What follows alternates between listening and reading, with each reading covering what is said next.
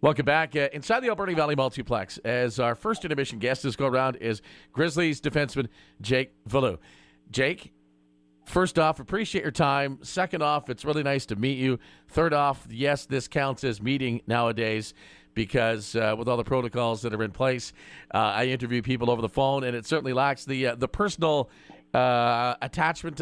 Maybe that's going too far. We don't know each other that good yet. Of seeing each other in person and actually kind of getting to know someone, but we're going to do our best. I am, at least. How are you? How you feeling? Yeah, I'm doing great. I'm feeling good. Just came off a good win yesterday, so excited about where the season's going. We're going to get to the wins, and we're going to get to the hockey, and we're going to get to a lot of deep questions. But off the very, very top, I want to talk about your name. Because I don't know if you've been told to expect this or not, but I was kind of joking because and I did find out that there is a definite French connection with your family off air that I'm sorry I'm sharing now. But Veilleux, every time I say Veilleux, and this goes back to even when you had first come into the league and I had to grill Scott Didman, the then play-by-play voice, well, still is, just supplanted by Corona, of how to say your name. I could hear the French teacher in my high school absolutely wanting to beat me. It's Veilleux. It has to be Veilleux. No, it's Veilleux. And then I looked up where you were listed as a hometown of, and I thought, Connecticut, okay, well, that makes a little more sense. But there's some family history in Quebec. So when you ever go back there, have done, still do you still get any questions, complaints, concerns about that? And I don't mean to bring your name or identity into crisis, but it's a funny little icebreaker here, I think. Yeah, no, it's good. Yeah, it's definitely a hard name to pronounce. In French, it is Veilleux. But thank you. I feel vindicated that I've been maintaining that all along. Sorry, keep going. Yeah, but growing up in Connecticut, it's kind of hard to teach people how to pronounce stuff in French. So Veilleux is what we tell everyone. But if you ask going back to Quebec, if you ask my family, it's always Veilleux. They're not too easy with it, but no, it's good. I've gotten anything from Veilleux to Veilleux, and I've heard it all. So now the only final question is, if you go back to Quebec and try to tell them it's Veilleux and not Veilleux, how does that go? Oh, that doesn't work. No, that doesn't work. It's Veilleux. There's only one way to pronounce it in Quebec. I think we should have a Connecticut versus Quebec standoff to decide which way it should be said. And because, I mean, the Americans, that's the Quebec, there's a battle there. Okay, all those jokes aside, Veilleux has a really nice ring to it, and I'm glad you're going with it. And talk about the most recent game, whereas we talk into the intermission of this game today. It's been a couple of days off after a 3-2 win over Cowichan. We'll talk about Cowichan, but just how about having a couple of days off? I know your schedule has been okay for the Grizzlies side of things, in that there's been a couple little gaps in there, and other teams maybe not, but it's been a lot of hockey in a short amount of time. No matter how you cut it, it's been a little bit of a grind. Is that a fair comment? Yeah, absolutely. It's been a grind. And I know some of the guys are beat up. We're starting to have injuries. Our top forward, Alex Apollo's out right now with the shoulder injury. So I know a lot of guys are kind of bumps and bruises. So these next couple of days off are going to be huge for us. Get some time to, recover, relax, have some nice, easy practices, and, just really enjoy some time off, because it's been a rigorous schedule for sure. As much as it has been rigorous and it has been a grind, and I say that even as the guy upstairs, that it's been a lot of work and a lot of time at the rink. Would you change it and give it up for anything with everything that has been lost at this point to get this back? Sure, it's a grind, but rather be grinding than finding something to do. I don't know about you. No, absolutely. I mean, the whole time period we had off in between the Island Cup and now was definitely tough.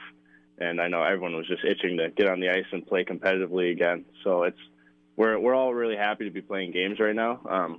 It's rigorous, but no one's really complaining. We love it. We're playing games all the time. May not be practicing that much, but at least morale in the locker room has been so high right now, and we're all excited about it. So. Well, what was it like practicing for forever, from the end of the Island Cup and the planned season start in December to that not happening to, well, it looked for a long time that even the most optimistic of person might have thought there's no way that there's going to be hockey played against another team this year. How did you How did you get through it? Sure, there's lots of practice, but just aside from the what you were doing, how were you doing it? The uncertainty of it all, the will there, won't there. Where were you at thinking if there was going to be a will we or won't we? It was certainly tough. A lot of us, were definitely questioning the fact if we're going to be playing at all. But I think our team was really good with it. We stuck together. We practiced together throughout the whole time. No, keeping morale up was basically our number one focus. We turned practices into more of a competitive style. We'd scrimmage twice a week, and so I think that definitely helped. The guys at the rink at least, but away from the rink, for me at least, I live with two other guys from the team. So we kind of just started watching some Netflix shows or doing some we go on hikes. We'd do stuff together as a group that would get our mind away from it, so that we wouldn't really think about it too much. But yeah, it was certainly a tough time, and we're just all happy we could be playing right now. Was there a point where you had given up all hope and just thought, this is it, I'm going home, that this isn't going to happen? Definitely came close. I think the last couple of weeks, we're all thinking, I don't know if it's going to happen. It's probably just going to get delayed again, as it did. But honestly, we kept we're really optimistic about it over here. So, we never booked our ticket, so to speak. We were always ready to go. I like it. Attitude determines altitude and all that, if that's not too cheesy. So when you found out the light at the end of the tunnel wasn't a train, but was in fact light, and you are going to be able to play, just take us through the initial and then the follow-up emotions and adjustment. Holy cow, this is happening. This is awesome. Yeah, we found out, I believe it was after a practice. And so, morale was just absolutely, everyone just started, going crazy in the locker room. It was awesome. The excitement that we had built up over the time, and that was a really great feeling. I think, we're all ready to go back on the ice, and we just had a practice. So it was exciting news for all of us. Coach, please skate us. We're just that happy. Get rid of the pucks. Maybe not. Maybe not that far. I've said this line to everybody, and sorry, you're another victim, but it just is so. It just rings so true to me. And I remember at the very first game of this pod season between the Bulldogs and between the Grizzlies that I was excited, sure. I was like a kid at Christmas. Hey, hockey's back. This is cool. But I didn't fully realize emotionally, I think, what it meant to everyone and therefore an extension also to me. But when both of the two teams came out of the tunnels for warm-up, which I've seen 1,000 warm-ups, and I couldn't remember anything that's happened in any one of them, and one of them I even had a bench brawl, I'll never forget the level of excitement I could just hear from the two groups of players, and still just goosebumps thinking about it, talking about it, how exciting you guys made it all. What was it like coming back from game one to today, just to, things just seem normal, don't they? Yeah, we're definitely getting used to it. The travel and coming to the rink after a bus ride, and no fans in the stands when we're playing. We're getting used to it, and I think for us, we're just creating our own energy.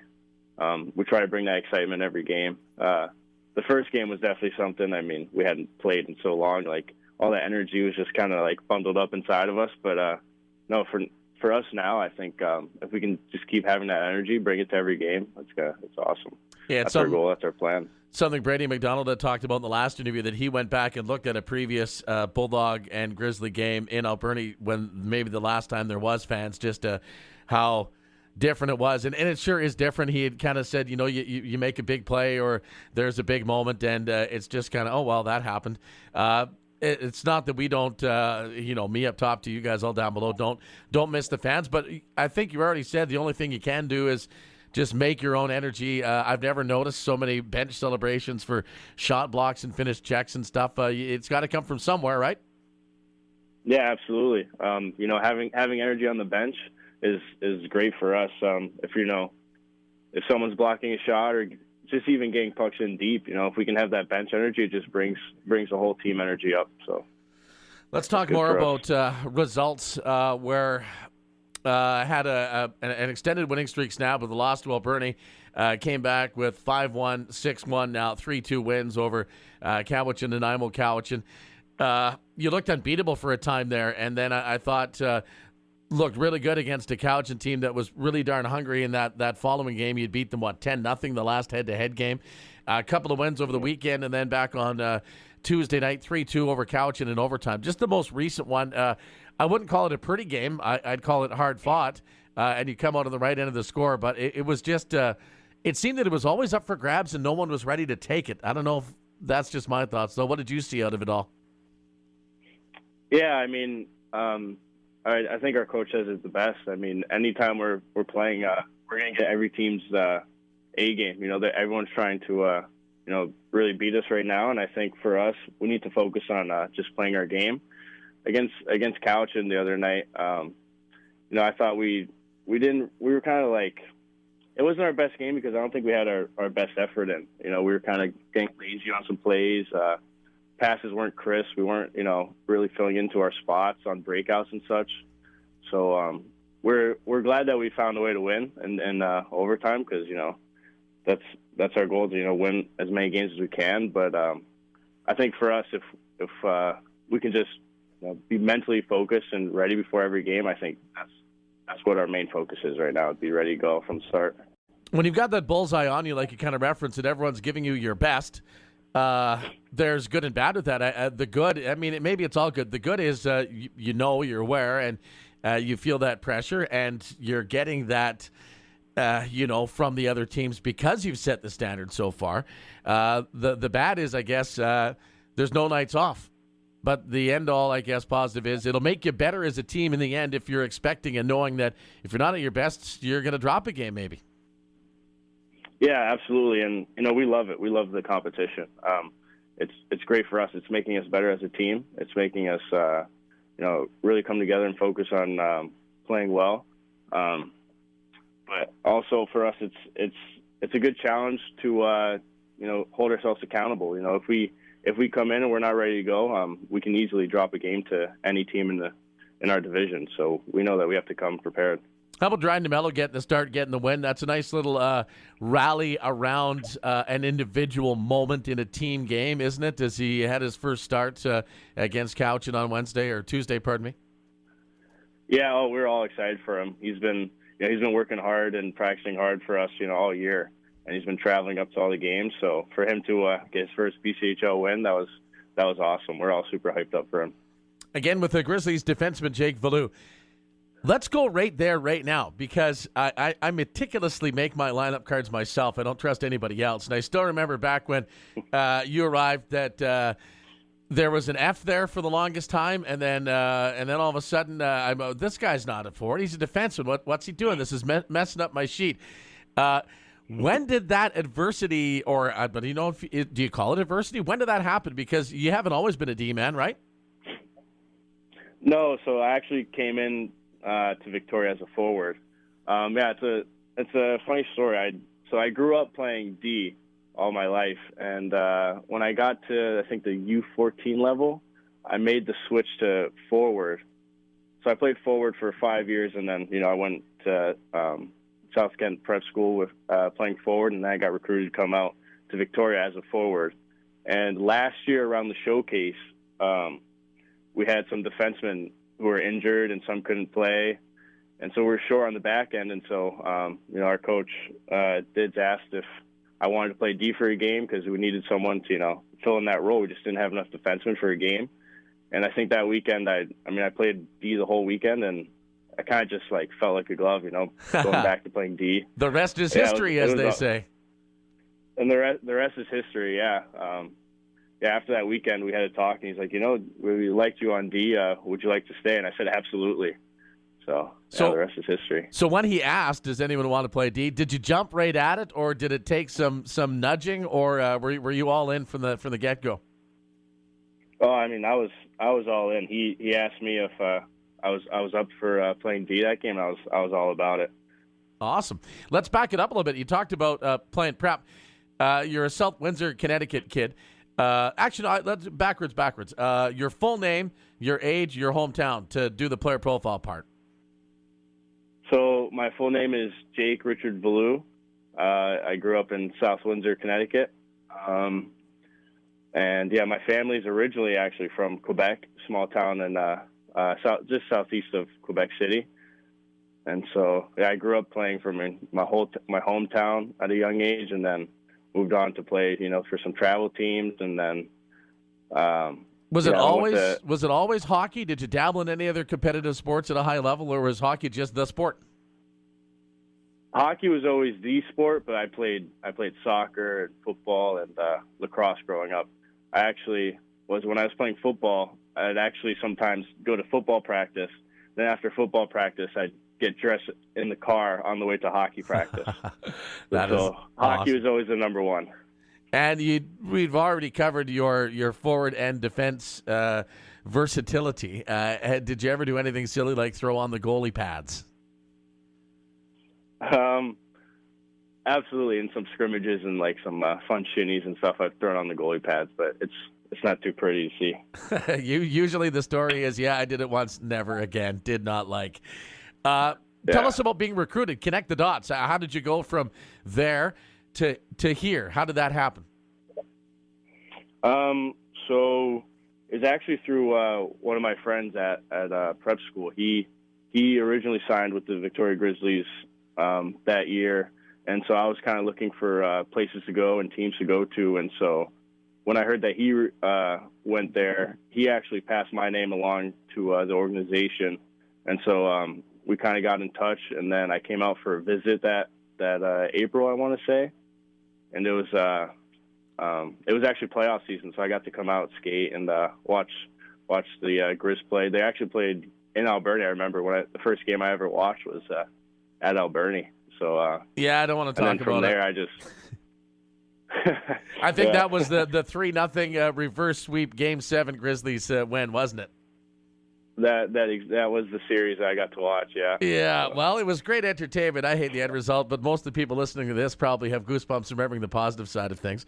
It must have been a great atmosphere and a great time of year to just visit the island and see both rinks and see what the league had to offer, for sure. Oh, yeah, it was awesome. For me, coming out here and watching junior hockey, I never really watched much junior hockey growing up, and that was awesome. Playoffs, like, atmosphere. I remember the rink was packed in Alberta, and that goal horn, you can never forget it. But it was quite a series for them to reverse sweep. It was great hockey to watch, and I was hooked ever since. We talked about your adjustment to playing D. So at what point at playing D, you obviously excelled, and then at what point did the NCAA come and offer you the opportunity to go to University of Connecticut? It must have been an incredibly proud moment to secure your educational and athletic future like you have. Oh yeah, for me it was everything. It was my goal ever since coming into juniors to, move on to the Division I level. But it started the whole recruitment process with UConn started actually last year, just around like playoffs time. I was talking to the coaches and staying in touch. And then this year, as the season was going on, we kept talking about, was there going to be a season, and the Island Cup. We were talking about the Island Cup, and so it kind of just kept going on throughout the year. And then sometime before the season, I knew that I really wanted to go to UConn, and that was top option. It was like my number one choice for me. And so when I was able to get that offer, it was everything for me. I was so happy. I was so excited. So it's a great pressure relief from a player to know that they have their future secured. It's also perhaps a motivational factor lost. So how do you try to keep the fire burning, so to speak? For me, going into every game, my mindset is just, play the best I can. It's definitely a huge relief off my shoulder to know that I have a home for next year. But I still have nothing yet. I still need to play my best hockey. I still need to prove myself every game. So yeah, you want to go there and play and not just practice and be an impact guy. Good answer. Okay, almost out of time. We know everything I think we can in this amount of time, at least, about Jake Veilleux, the hockey player. How about when you're not playing hockey? Do you have any pursuits, any interests, any things that you do when you're away from the rink, or is it hockey 24/7? No, definitely like to play some golf away from the rink. Played a lot of golf this year as a team, and even back home. I mean, on the weekends, on a nice day, I love to get outside. Golf usually takes up most of my time for that, but I love to go on hikes. Like to go fishing. I'm a big outdoors guy. If it's nice out, I like to just go outside, enjoy the weather. Second interview in a row, same with Brady McDonald. I said we got to get around in one time. I'm tour long. I can't chip or putt, but I can let her go. Oh yeah. Now I didn't. This wasn't the thing the last time I talked with a member of the Grizzlies, and I don't know if it's a secret and he can't share. But is there Jake Veilleux's Got Talent coming up on social media that I should look out for? I've seen magic tricks and computer editing stuff and piano playing. Yeah, there is going to be a talent video coming up. I'm not gonna let you guys know what it is just yet. I'll let you guys watch it. Oh, I love the cliffhanger. All right, last one, second to last one.